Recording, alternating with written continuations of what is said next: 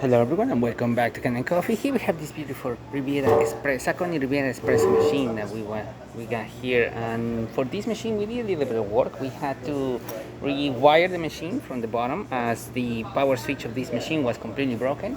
Let me see if I can have it right here. Yes, there it is, this one, and does not look broken, but there's nothing really holding this together, and it's just basically, yeah, just empty and it's not doing anything. So the machine was previously just wired straight into the heating element, so whenever you connect it straight into the power outlet, it will start heating.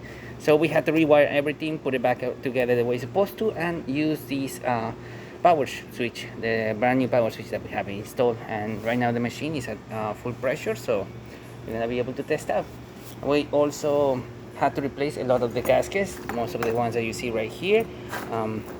They were in pretty bad condition. Some of them were leaking and they were not doing their job by sealing the boiler, so we had to replace most of them.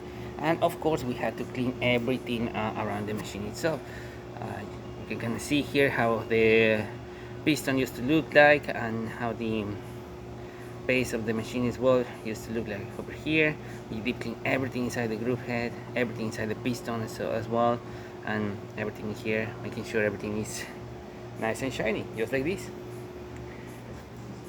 So starting with one shot of espresso, we're gonna test this machine out. Hopefully I pick up the right grades of this machine, otherwise you're gonna see drip coffee or coffee barely dripping.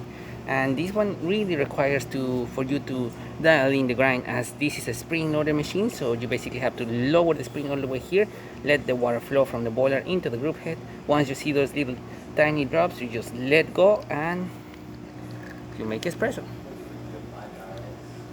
And I probably use a very fine coarse grind compared to what it actually needs, and you could see it by basically seeing not seeing a lot of crema and stuff. So it really takes a little bit to dial in, but as you can see, we got a little bit layer of crema on top of the espresso shot, and it's not looking bad.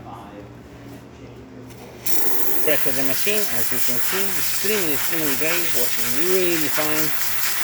Working excellent right here. We also had to replace the cap of the machine, as the older one was kind of disintegrating, and you can kind of see it right here. This is the older one. It's not looking that great, and this is the older connections of the machine that we replaced. So yeah, we did a little bit of work and we were able to make it shine.